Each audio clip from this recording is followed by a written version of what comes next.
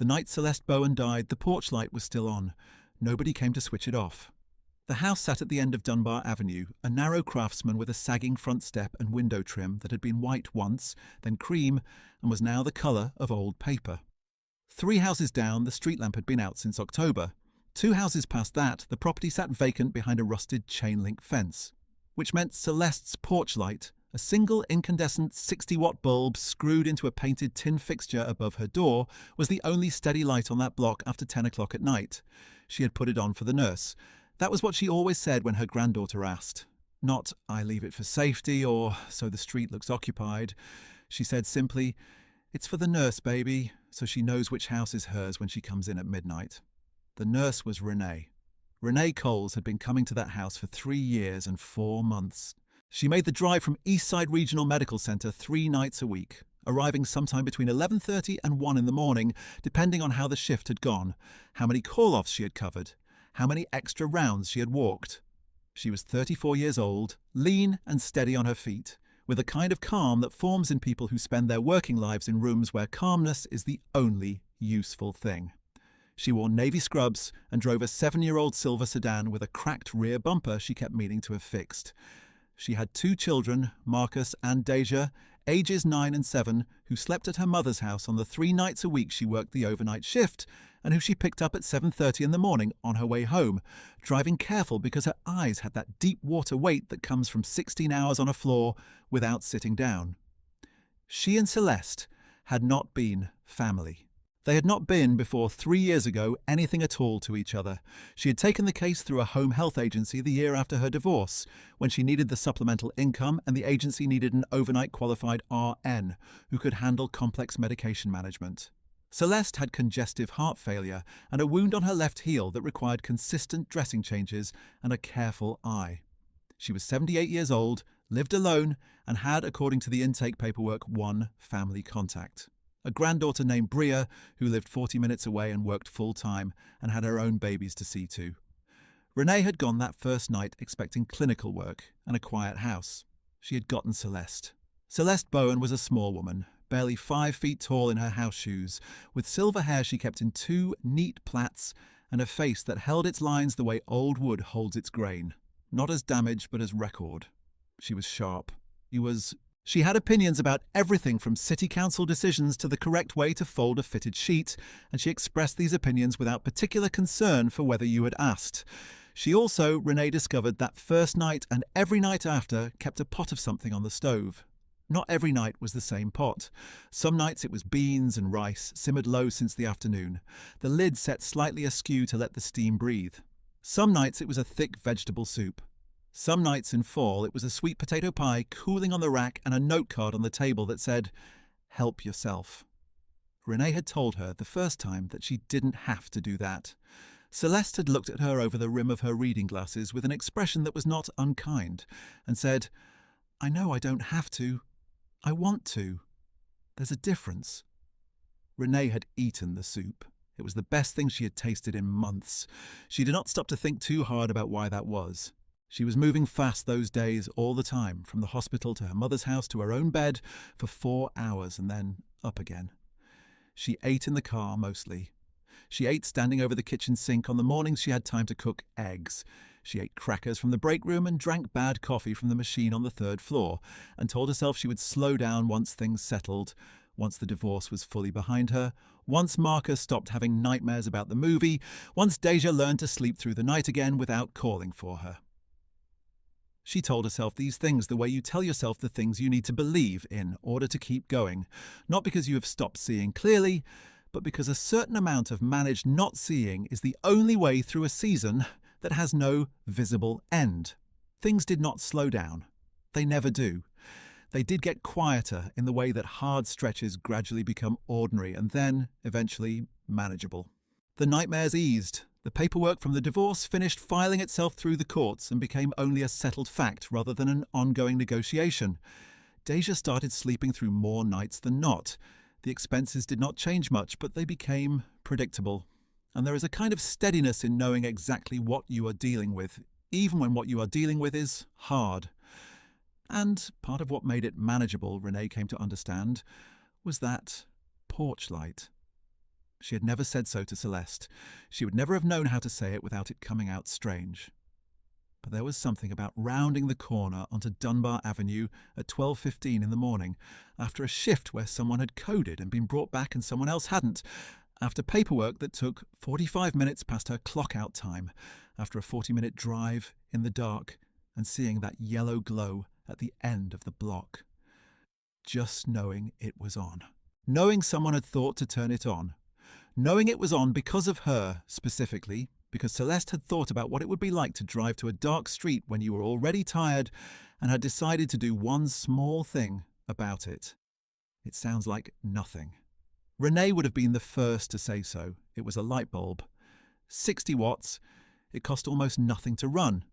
Her apartment was on the third floor of a building on Moreau Street, 12 minutes from Eastside Regional, chosen because the rent landed within what she could manage after the divorce settlement was divided, and she was carrying the 2 children's expenses alone. It was small. 2 bedrooms, a kitchen where the refrigerator hummed too loud at night, a bathroom with a slow drain she had asked the landlord about twice without result.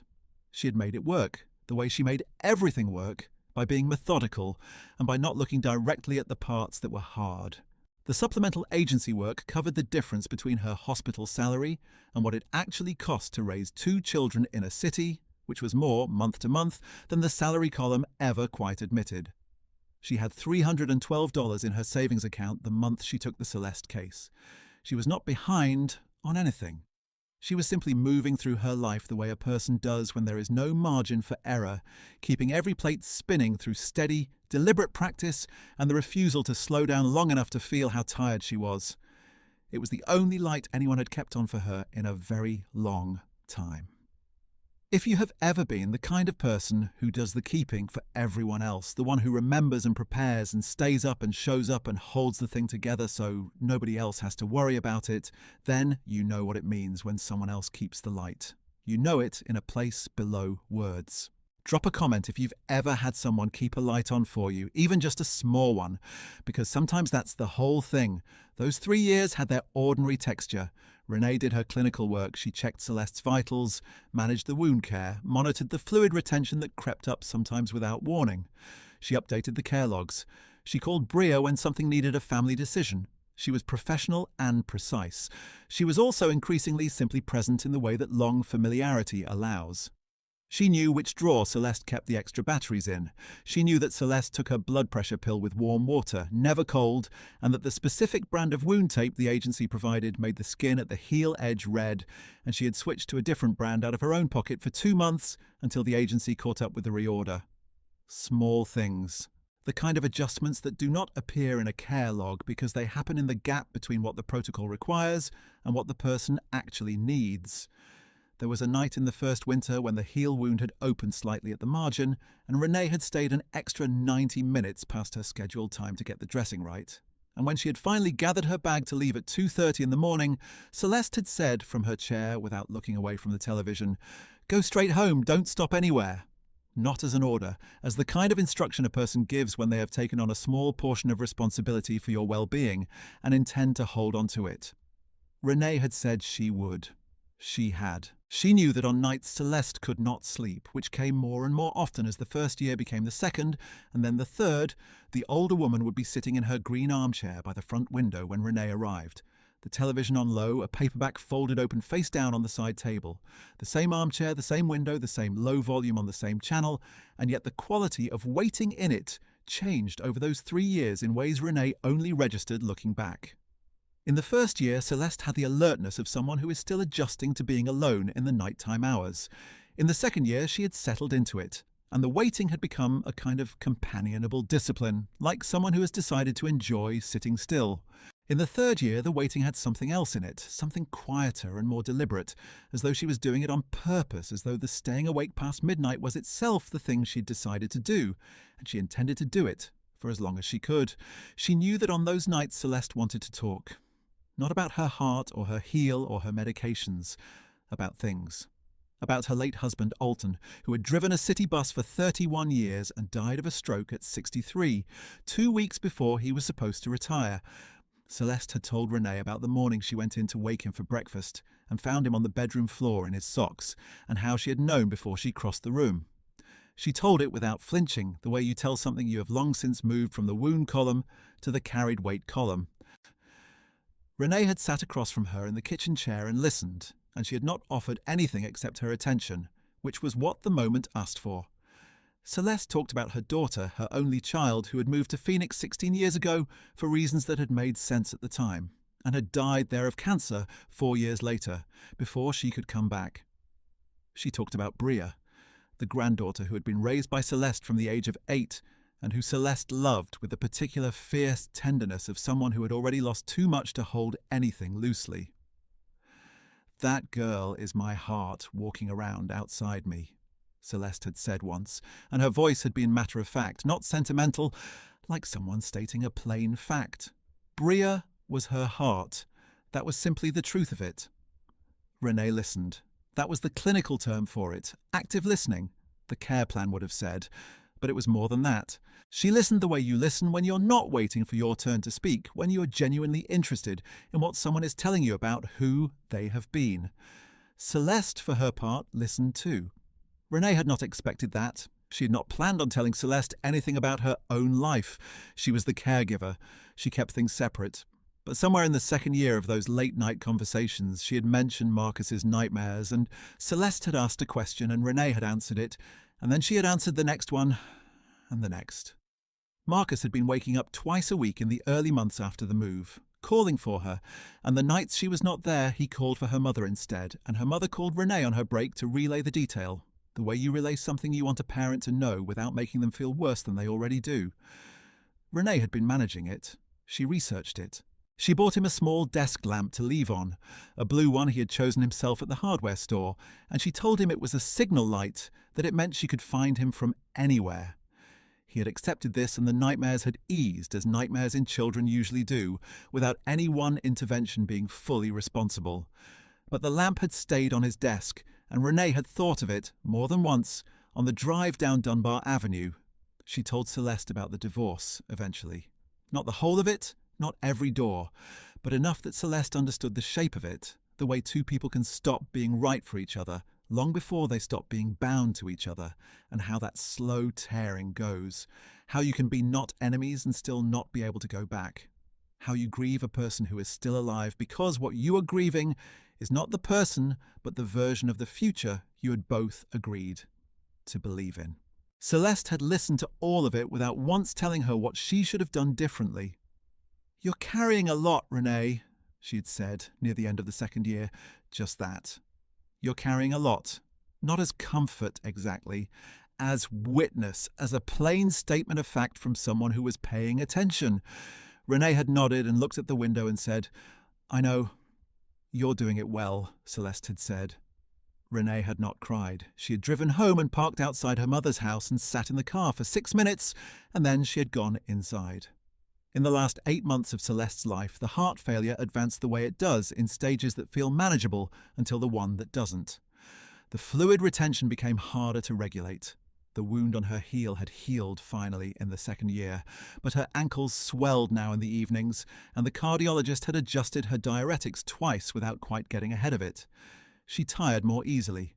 She was sleeping in the armchair some nights instead of making it back to bed, and Renee had started arriving a few minutes earlier on those nights to make sure she was comfortable, that the blanket was over her lap, that the glass of water on the side table was within reach. She was still sharp. That was the thing that struck Renee, working with older patients, how the mind and the body operate on separate schedules, how you can be fully yourself in one while the other declines without asking permission. Celeste in the last 8 months was as precise and opinionated as she had ever been. She finished the same crossword she had always done in pen every morning. She had views about the new development going up on the north end of Dunbar, and she expressed them clearly to Mrs. Patton over the fence, and once, with quiet intensity, to the city council member whose recorded message she had received about community input. She was just tired. More tired than she let on, Renee thought, watching her in the way you watch someone when you have learned to read what their body says against what they say with their voice. Renee coordinated with the cardiologist. She escalated twice, both times correctly. She was the one who called Bria in February to say it was time to think about what Celeste wanted, and she sat in the living room with Bria and Celeste on the Sunday. Bria came over with a yellow notepad to write things down. The conversation had been precise and unhurried. Celeste had been very clear about what she wanted. She wanted to die in her own house. She wanted Bria to have the ring that had been her mother's. She wanted the green armchair to go to the neighbour woman, Mrs. Patton, who had always admired it. She wanted the small collection of gospel records, the ones in the milk crate by the stereo, to go to the church on Almeida Street. She named each thing calmly, as though she had been organising it in her head for some time, and was simply reading from a list she had already made. She did not mention Renee by name that Sunday. Renee had not expected her to. She was the nurse. She was there to care for Celeste, not to be accounted for. Her name did not belong in that conversation. She drove home that night the same way she always did, stopping at the all-night gas station on Clement Avenue for a bottle of water, driving the last 3 miles with the radio off. She thought, without choosing to think it, that she would miss those miles, that she would miss the familiar turns, the known corner, the end of the block. She let the thought pass without holding on to it. There was no use in it. Celeste died on a Tuesday in April at 4 a.m, with Bria asleep in the back bedroom and Renee at the bedside. It was quiet. It was, as these things can sometimes be when they are not fought, as close to peaceful as that kind of leaving gets. Renee stayed until the funeral home came. She helped Bria with the phone calls. She sat with her in the kitchen while the sky went from black to grey to the pale blue of early morning, and then she drove home and picked up her children and held them tighter than she usually did, which Marcus submitted to with good patience for a 9-year-old, and Deja simply accepted as normal because she had always liked to be held. The agency assigned Renee a new case 2 weeks later. A 71-year-old man in the Whitmore neighbourhood, post-surgical care, expected to be a short-term placement. She took it. She always took it. She needed the hours. She did not think much about the will. She did not think about the will at all, actually, because she had no reason to. Celeste had a granddaughter she had raised from childhood. She had a house and a ring and a green armchair and the accumulated small possessions of a long life. None of that was Renee's business. She had been the nurse. She had done her job. She had done it as well as she knew how. That was the sum of it. It was Bria who called her. It was a Thursday morning in late May, 6 weeks after Celeste's death, and Renee was in the parking lot of the elementary school waiting for the dismissal bell when her phone rang. Bria's name on the screen. Renee picked up expecting condolence logistics, something about the agency, something administrative. Bria said, "I need to tell you something, and I need you to have somewhere to sit when I tell you." Renee looked at the steering wheel. "I'm in my car." "Good," Bria said. "My grandmother left you something in her will." The dismissal bell rang somewhere in the distance. Renee heard it as if from underwater. She said, "I don't understand." Bria said, "She had the will drawn up 8 months ago. She didn't tell me she'd done it. The attorney called last week and I've been trying to figure out how to tell you." There was a pause. "She left you her house, Renee. The house on Dunbar Avenue." The parking lot was filling with cars around her. She watched parents pulling in and children streaming through the double doors, the ordinary machinery of a Thursday afternoon proceeding without any awareness that something had just rearranged itself inside her chest. She said, "She left me her house." "I know." Bria's voice was steady, but she sounded like someone who had been sitting with something heavy for a week. "I want you to know that I knew she loved that house. She always said it. She used to tell me she wanted to know someone was going to care for it right. That it would be lived in." Another pause. "She used to talk about you, Renee. I didn't know how much until after she was gone. She used to say you were the most decent person she had met in years." Renee put her hand over her mouth. She pressed her hand flat against her mouth and held it there while the cars moved around her and a little girl in a purple backpack ran across the crosswalk, and Marcus appeared in the doorway looking for her silver sedan. She had thought, without ever quite formulating it into a sentence, that she had been invisible to Celeste's story, that she was a fixture of the nighttime hours, necessary and present, and then gone, like the light itself. She had not known that Celeste had been watching her. She had not known that Celeste had seen. She had no idea that on the same Sunday Celeste had told Bria about the ring and the armchair. She had been thinking about Renee. She had no idea that 3 weeks before that Sunday, Celeste had called an estate attorney from the phone in the kitchen and asked what it would take to leave a piece of property to a person who was not a relation. And the attorney had told her, and Celeste had said, "All right then, let's do that." She had done it quietly, the way she did most things. She had not mentioned it. She had kept it between herself and the attorney and her own knowledge of what was right. If you are watching this, think about the people in your life who keep the light on. The ones who do small, steady things in the dark, the ones who show up when it is not convenient and stay when it costs them something. Think about whether they know you see them. Think about whether you have ever told them. Sometimes the people who are most faithful about caring for others are the ones who have learned to expect the least in return. Not because they are bitter about it, because they have made their peace with being the one who gives. Celeste had watched a woman drive to her house 3 nights a week for 3 years and 4 months. A woman who ate cold soup standing over a car hood on her break, who left her children so other people's loved ones could have someone in the room at midnight, and Celeste had thought, she does not know how much this matters. She does not know that I am watching. She does not know that I know exactly what it costs her to be here. Celeste had known. She'd spent 78 years on this earth paying close attention, and she had seen Renee as clearly as anyone had ever seen her, and she had done something about it.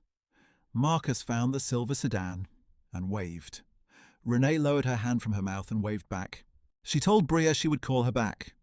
She sat for 3 more minutes after she ended the call, watching her son walk toward the car with his backpack riding high on his shoulders, his sneakers hitting the pavement with the particular careless thump of a boy who has nothing to worry about right now, and she felt something shift inside her that had been braced for a very long time. She did not cry until that night after the children were asleep. She sat in the kitchen of her apartment, the one she had been in since the divorce. The one she had told herself was temporary without knowing what she was waiting for it to give way to, and she cried quietly at the kitchen table with her hands flat on the surface.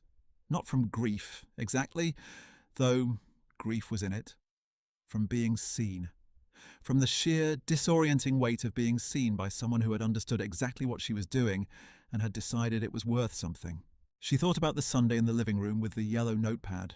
She thought about Celeste sitting straight in her chair, naming the ring and the armchair and the records, and she thought about how 3 weeks before that Sunday, Celeste had been sitting in the kitchen on the phone with an attorney and making different arrangements, the ones she had not mentioned. She had not mentioned them to Bria. She had not mentioned them to Renee. She had just done them in her quiet, deliberate way, the same way she had always done things. Because she had decided it was right, and when Celeste decided something was right, she did not wait around for someone to tell her she was allowed to. Renee sat at the kitchen table for a long time. The refrigerator hummed. The building was quiet the way it was always quiet at 11 at night on a weekday.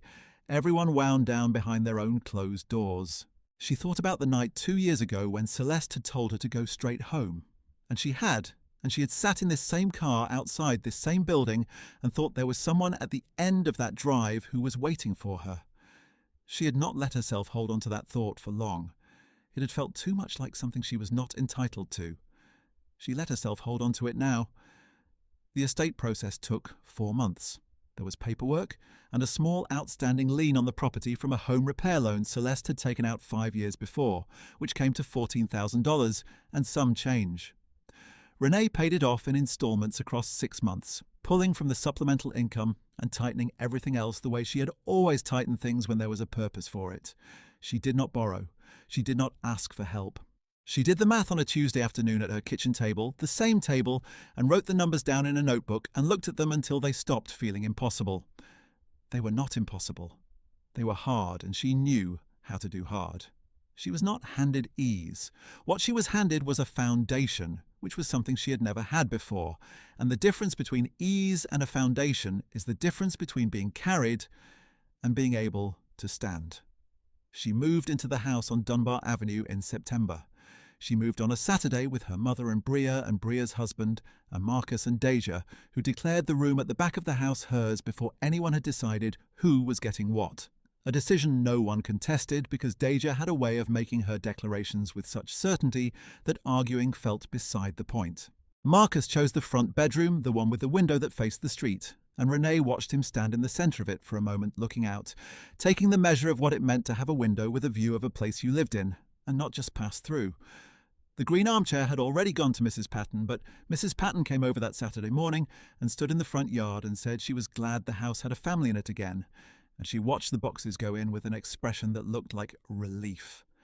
She brought a covered dish at noon, something with rice and chicken that she handed to Renee's mother without ceremony, and then she went back across the 3 houses to her own yard with the quiet authority of someone who has decided she has done what was needed and is satisfied. The house smelled like itself. That was the thing Renee noticed first, walking through the rooms without furniture yet, in the particular hollow echo of an emptied space.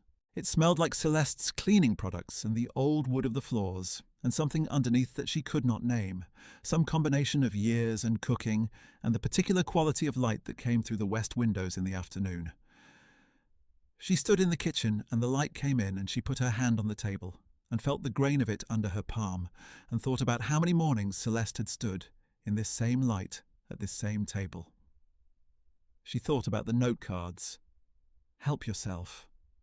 She thought about the soup that was always on when she arrived, and the reading glasses and the paperback face down on the side table. All the small, sustained details of a person who had decided that caring for the people around her was what she was going to do with her time, and had simply done it every day without announcement. Renee painted the front trim that first October. She did it herself on her days off while Deja handed her the brush and Marcus read a book on the porch steps with the air of someone supervising. She chose cream, then reconsidered, then chose white. She stood back and looked at it.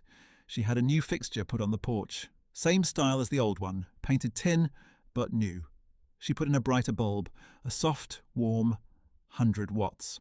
She turned it on that first night and stood in the living room by the front window and looked out at the block. The street lamp 3 houses down was still out. The vacant lot past that was still vacant. But at the end of Dunbar Avenue, there was a light. Her light now. Marcus came and stood beside her. He was quiet for a moment, and then he said, "Why do you keep the porch light on, Mom?" She put her hand on his shoulder. "So people know someone's home," she said. He accepted this and went back to whatever he had been doing, the way 9-year-olds do when an adult has given them a satisfactory answer. Renee stayed at the window a little longer. She thought about Celeste in this room. She thought about the green armchair that used to face this window, and the paperback folded open face down on the side table, and the television on low, and a small silver-haired woman watching the street in the small hours, waiting for headlights to turn the corner. She thought about what it had cost Celeste to be alert like that, to pay that kind of attention to another person's arrival, to hold that kind of care in her body past midnight when her own body was failing her. She thought about how she had driven that block 300 and some odd times, and never once thought to wonder what Celeste saw from the window. She had seen her, every time. The house had a warmth to it that Renee had not expected, or maybe she had expected it and forgotten. The way you forget things you needed for a long time until you finally have them. It was in the walls, she thought, in the wood of the floors, in the way the kitchen caught the morning light between 8 and 9 and held it on the table like something deliberate. Celeste had lived inside these walls for 41 years, and 41 years of a person who kept pots on the stove and lights on for people and paid quiet attention to the world around her. Those years leave a residue. They are in the house. Bria came for dinner that December, the first winter. She brought sweet potato pie, which made Renee laugh and press her hand to her chest because she had not thought about the pie until that moment. And then she had thought about all of it at once. The racket cooled on, the note card, the kitchen in the lamplight, and she had to turn toward the counter for a moment before she could turn back. They sat at the kitchen table after the children had gone to sleep and talked for 2 hours, or closer to 3. Bria talked about her grandmother the way people talk about someone when the grief has passed from acute to carried, when it has become something you hold rather than something that holds you. She talked about her without looking away. She told Renee things she hadn't known, small things. The way Celeste had learned Renee's children's names from the scattered mentions across 3 years of late-night conversation, picking them up and holding on to them without ever having met them. The way she had talked about Marcus's nightmares with a kind of worried investment, asking Bria once whether she thought the boy had someone at school to talk to, the way an older woman worries about a child she has never seen but has been told about enough times to feel responsible for, the way she had said once, unprompted, finishing a thought Bria had no beginning of, "That girl works harder than anyone should have to. She does it quiet. I like that about her." Renee listened. She cried a little, not dramatically, just the mild, quiet leaking of someone whose cup has been more full than she expected. Bria did not look away from her when she cried, which was itself a kindness. She just kept talking, or paused and waited, the way Celeste would have waited, and Renee thought she learned that from someone. She had not known Celeste was keeping a record of her.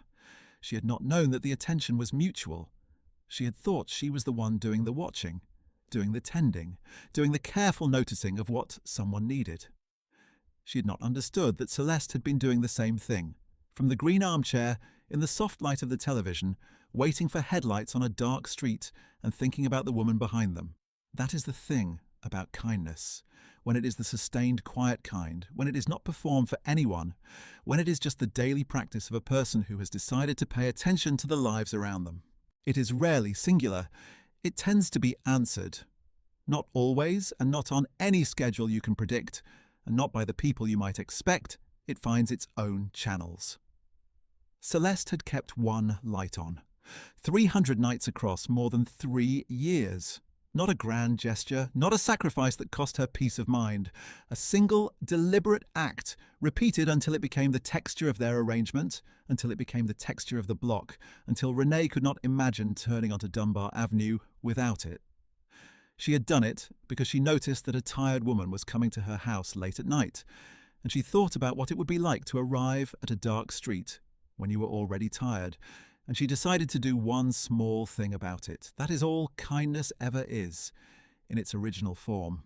Noticing that someone is tired and doing one small thing about it. Renee turned away from the window. She checked the back door. She checked that Marcus and Deja were covered and quiet. She washed the 2 glasses from the evening and set them on the dish rack and turned off the kitchen light. She left the porch light on. She always would from now on. In the morning, she would get the children up and make them breakfast at the table where the light came in between 8 and 9. She would drive them to school, she would go to work, she would come home and heat something up and sit at the table and think, the way you do when a house is genuinely yours and you have time enough to feel it. And 3 nights a week, she would drive home from Eastside Regional Medical Centre at midnight or past it, coming down Clement Avenue and turning onto Dunbar, and she would see her own light at the end of the block. It was hers to keep on now for as long as she lived here. She hoped it would mean something to whoever needed it. If someone in your life has ever done a small, faithful, repeated thing that held you together without you fully knowing it until later, leave a word for them in the comments. Sometimes the people who matter most to us move quietly. Sometimes we only understand what they gave us when we are finally standing in the place they made for us. There is more like this waiting for you. Stories about people who gave without counting and the unexpected ways the world circled back. Stay close. This story is a work of fiction. Any resemblance to real persons, living or deceased, is coincidental. The events depicted are imagined,